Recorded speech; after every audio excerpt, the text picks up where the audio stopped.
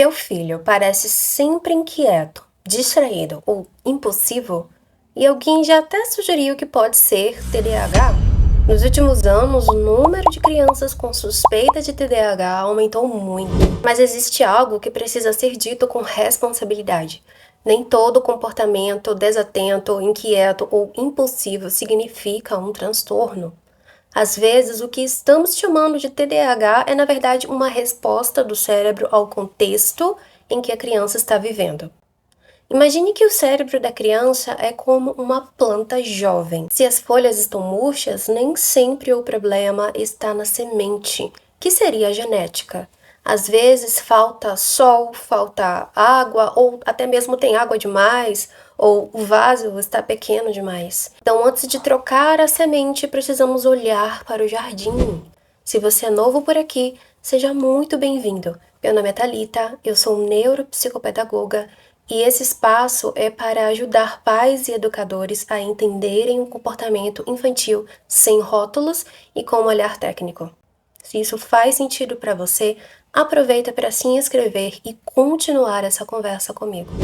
O cérebro da criança é extremamente sensível ao ambiente. Ele responde intensamente ao sono, rotina, segurança emocional. E quando esses fatores saem do eixo, o sistema nervoso pode ficar sobrecarregado. E essa sobrecarga muitas vezes se parece muito com o TDAH. Por isso, vale refletir sobre algumas coisas. A criança tem momentos de atenção plena com você? Você, pai ou mãe, consegue passar pelo menos 15 minutos por dia com ela em um momento de presença real? Também é importante observar se houve alguma mudança brusca recente, como mudança de casa, troca de escola, perda de um animal de estimação ou conflitos familiares. Outra pergunta importante: essa criança tem tempo livre para brincar simplesmente por brincar, sem estrutura, sem tela, sem um objetivo específico? Agora vamos falar sobre um mito muito comum: a criança ligada no 220. Criança que dorme pouco não fica necessariamente lenta como um adulto cansado. Em crianças, o cansaço muitas vezes gera agitação. Sabe quando a criança passa do ponto e começa a correr sem parar, a falar demais, ou fica extremamente irritada? Muitas vezes é o corpo tentando lutar contra a exaustão. No consultório, muitos casos que parecem hiperatividade são, na verdade, crianças que simplesmente precisam dormir mais. O sono é o combustível do foco. Sem ele, o motor do cérebro começa a falhar. Então, vale fazer um pequeno checklist. A criança, ela está dormindo a quantidade recomendada para a idade? Crianças de 3 a 5 anos precisam dormir pelo menos 10 horas por noite. Já crianças entre 6 e 12 anos precisam de pelo menos 9 horas de sono. Outro ponto importante é o horário de dormir é consistente, inclusive nos fins de semana. E o ambiente de sono é realmente adequado? Escuro, silencioso, sem barulho de TV ligada e sem celular por perto e com o mínimo possível de estímulos? Agora, vamos falar sobre outro fator que tem um impacto enorme no cérebro infantil: as telas. Sim, o excesso de tela cria um padrão perigosíssimo de estimulação. É como se o cérebro entrasse num modo de fast food. As telas oferecem prazer imediato, cores fortes, estímulos rápidos e recompensas constantes.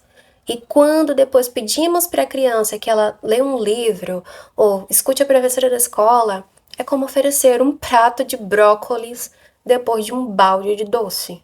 Não é que ela não queira prestar atenção. Muitas vezes o cérebro simplesmente se acostumou a um padrão de estímulo que exige pouco esforço. E isso não é TDAH, é adaptação ao excesso de estímulo. Quando falamos de telas, não estamos falando apenas de celular, que fique bem claro. Televisão e tablet também entram nessa conta. Segundo a Organização Mundial de Saúde, o tempo de tela na infância deve ser cuidadosamente limitado.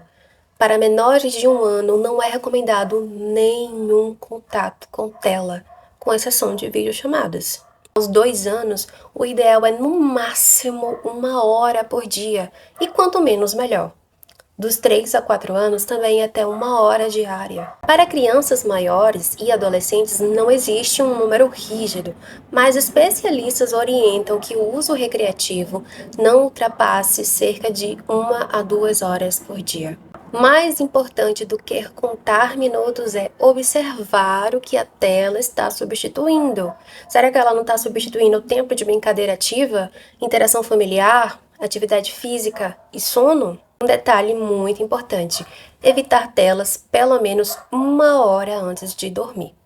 Isso vale para nós adultos também. E é essencial observar o tipo de conteúdo que a criança consome. Vídeos muito frenéticos, com cores rápidas e estímulos intensos tendem a deixar o cérebro em estado de alerta constante. Outro fator que influencia muito o comportamento infantil é a rotina. Crianças precisam de previsibilidade. Viver sem rotina é como dirigir uma cidade desconhecida, sem GPS e sem placa.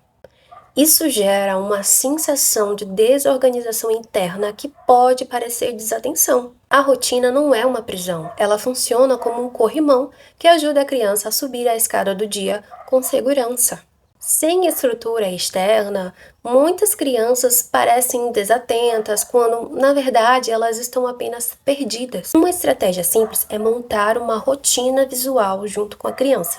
Pode ser um quadro ou uma cartolina, ou até mesmo desenhos feitos pela própria criança, representando cada momento do dia. Também vale observar se os horários de alimentação são regulares e se a criança ela tem pequenas responsabilidades de organização, como guardar brinquedos ou arrumar a mochila. Existe ainda um fator muito importante que muitas vezes passa despercebido: o ambiente emocional. Crianças são como antenas de Wi-Fi.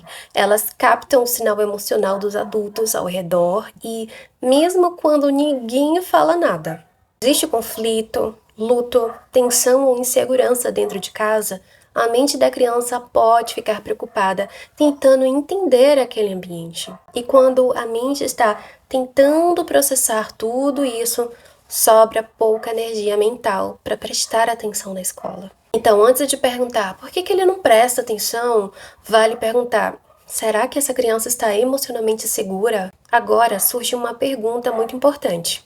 Então, quanto que é realmente o TDAH? Uma forma simples de entender isso é pensar no TDAH como algo parecido com miopia. Quando uma pessoa é míope, não importa se a luz está boa ou se a letra é bonita, a dificuldade continua presente. O TDAH também costuma ser persistente. Ele aparece em diferentes ambientes, na escola, em casa, nas férias, na casa do avó, ou até mesmo no futebol.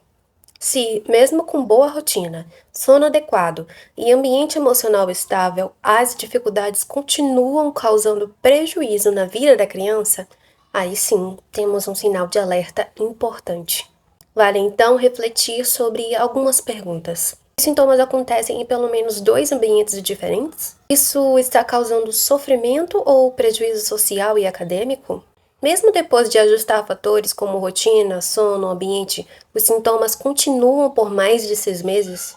Se a resposta for sim para essas perguntas, pode sim ser muito importante buscar uma avaliação profissional e cuidadosa. Porque observar antes de rotular é essencial. Um diagnóstico precipitado pode ignorar causas que são ajustáveis e gerar ansiedade desnecessária. O comportamento é o que aparece, mas a causa muitas vezes está escondida. Antes de pensar em diagnóstico, vale tentar ajustar o jardim da criança. Se esses pequenos ajustes não mudarem o comportamento, então sim, com responsabilidade, investigamos mais profundamente. Cuidar da infância exige responsabilidade e nem todo sintoma é um diagnóstico, mas todo sintoma merece atenção. Depois de tudo isso, você talvez esteja se perguntando: então como eu posso diferenciar TDAH de ansiedade? Essa é uma dúvida muito comum. E se você quiser entender melhor essa diferença, eu tenho um vídeo aqui no canal em que eu explico exatamente como distinguir os sinais de TDAH e ansiedade. Ele está aparecendo aqui na tela, é só clicar.